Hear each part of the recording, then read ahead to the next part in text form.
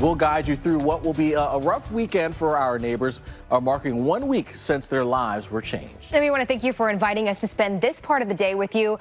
Our Weather Channel family joins yours in hoping those affected by this disaster will find just a little peace headed into the holidays. Yeah.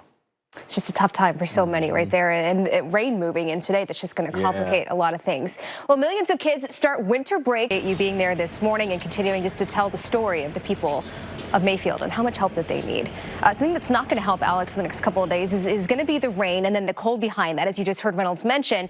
The rain is not bad for everybody. I mean, there's places that really need it. Little Rock, is one of those places that we're pretty behind in rainfall for the year. Yeah, so beneficial rains coming into those areas here. Let's show you how this plays out and the sort of the setup for the day as we actually watch this area of low pressure develop along this front that's kind of just draped across this region. Hasn't moved a whole lot. We got some moisture streaming northbound. All that aiding in the development of some of the rain. Now, as we head into tomorrow, Molly, all this begins to translate and move east. At least we are going to get some movement with this tomorrow because it's been pretty stationary for yesterday. It's going to be mostly stationary for today. With that, there is going to be a chance for severe weather, and that's going to be not only today, but also translating to tomorrow, where areas like College Station down into Houston, not only the chance for some severe weather, some damaging winds, but also flooding as well. So just be prepared. Molly.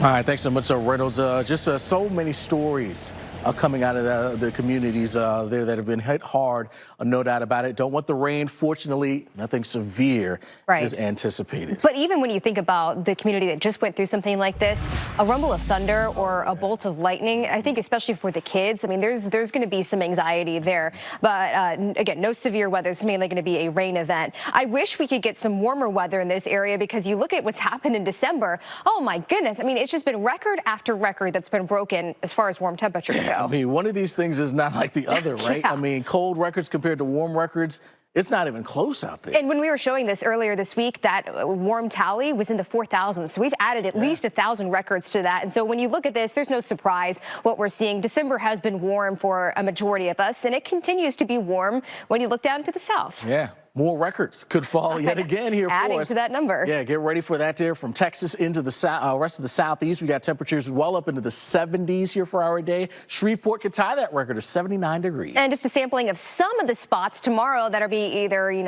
getting to that record, flirting with the record, breaking the record. There's just so many areas. Once again, we're talking about record heat in December.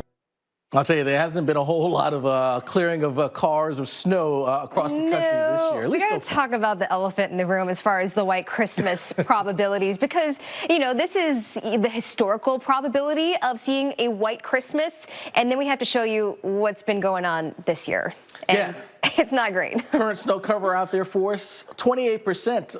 That's actually gone up from where it was a couple of weeks ago, but compared to last year, we were over 40% at this time. So certainly lacking in that department in a number of areas. And when we're talking white Christmas, there's an actual strict definition. There is. It doesn't have to be snow. You just have to have at least an inch of snow on the ground. So maybe it snowed last week. If it's still on the ground, you have a white Christmas. With all those record warm temperatures we have, we'll see in spots. It's going to be close in the Northeast, but where we're most likely to see a white Christmas, now that's going to take you to the higher elevations where the snow is sure to stick around. And those are generally the areas that have the highest probability of dealing with that. All right, let's take a look at the forecast this time around. And again, it's all about looking at that forecast for an inch or more of snow that'll be on the ground starting off December 17th and going towards Christmas. You see this in the Northeast and New England. That's going to be the system we see this weekend. The big question is how much of that will actually stick around until we get to Christmas, which you've got about a week in between that and some warmer temperatures on the way, too. All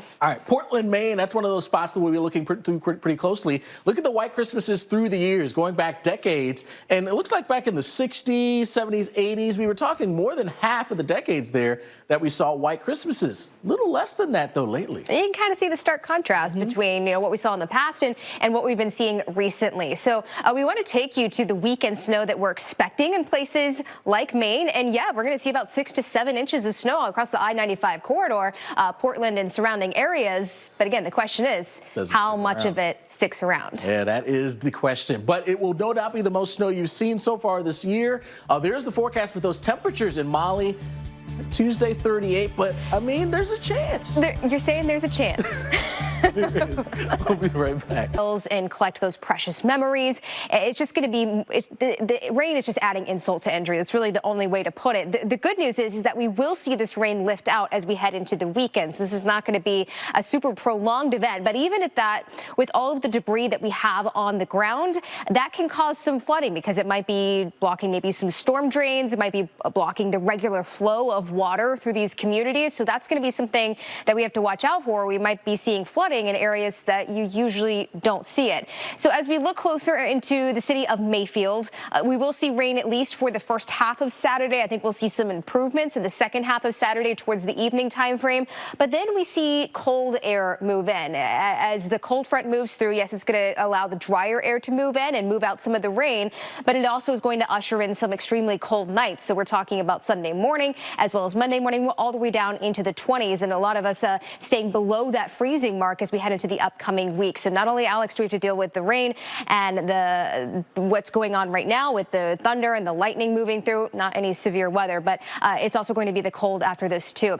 So anywhere from 1 to 2 inches of rain. We might have a few spots as you move back towards northwestern Arkansas into eastern Oklahoma that pick up 2 to 3 inches of rain. Now, Alex, these are the areas that need it. These are the areas that simply do not.